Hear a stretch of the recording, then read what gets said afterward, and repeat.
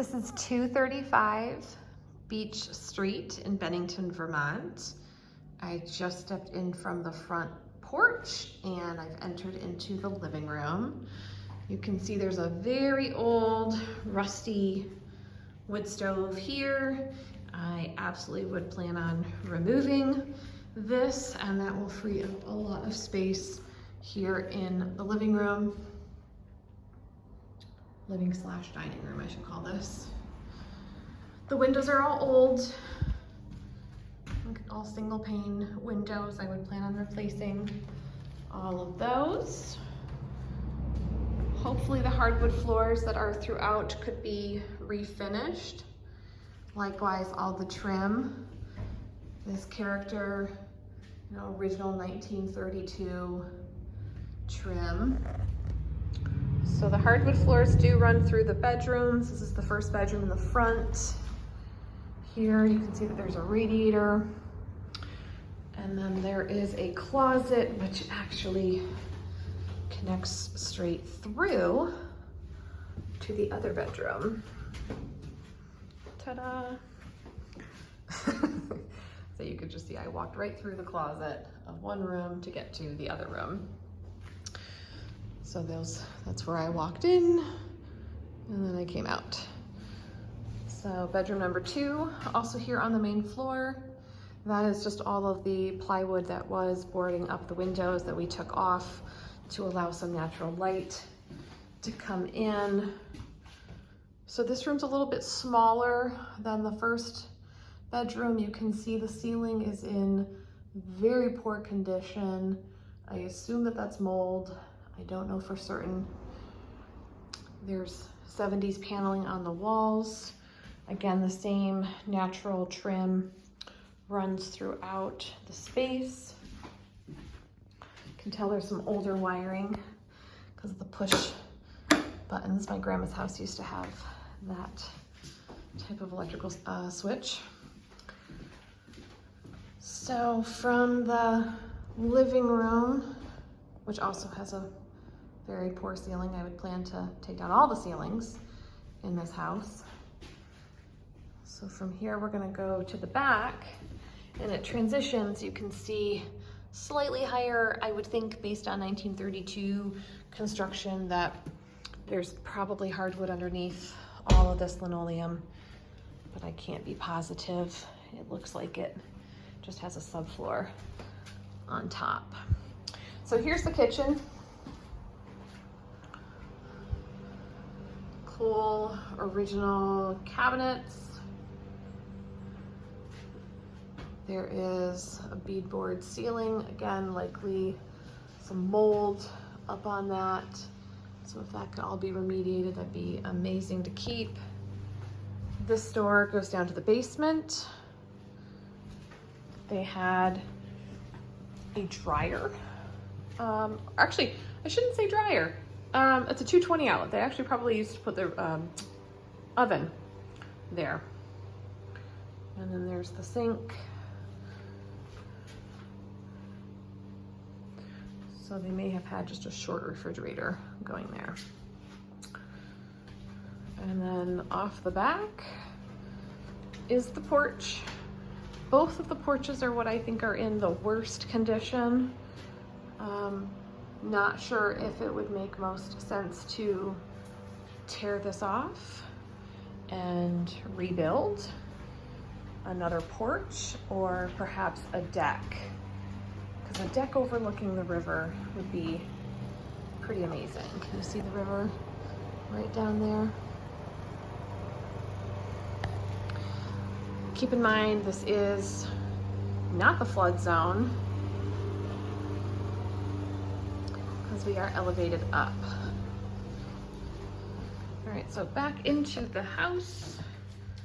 I'm gonna walk through the bathroom. So this is just a different peel and stick linoleum.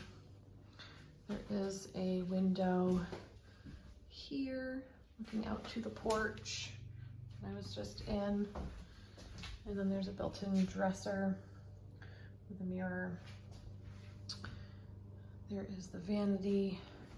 Of course, I expect whoever buys this to rip everything out and start from scratch, but just showing you what is here and how it's currently laid out.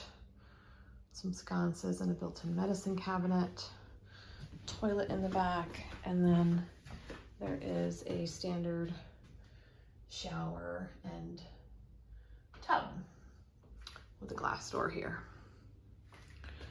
So this connects into the second bedroom.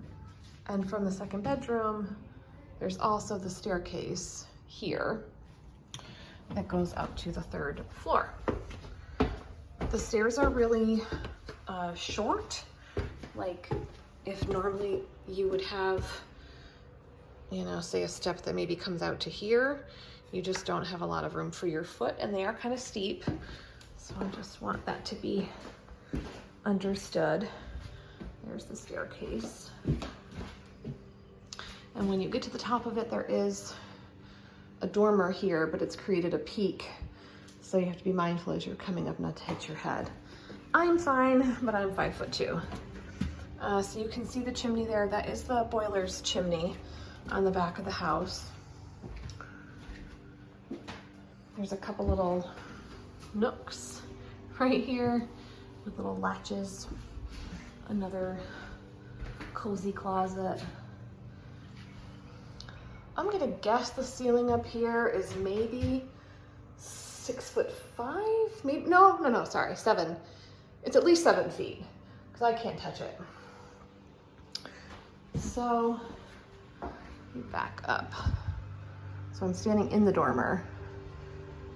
And so you can see the peaks of the roof line. There's a hole in the floor right here. So that just needs to be repaired.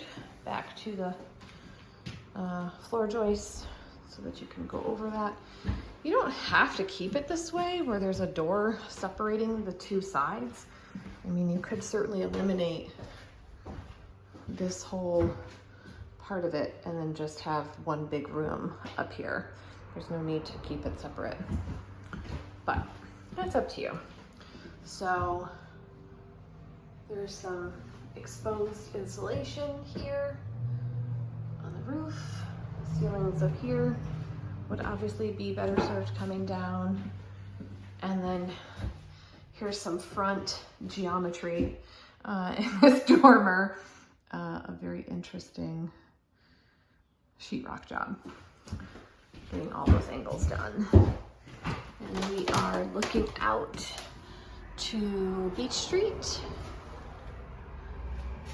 There are sidewalks out on the road. More little cozy nooks here and here. There's some insulation and storage space. We're running along the knee walls.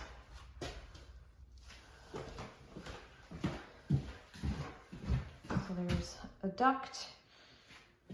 Not sure if it's most likely just an open floor vent to allow the heat to rise from that wood stove downstairs.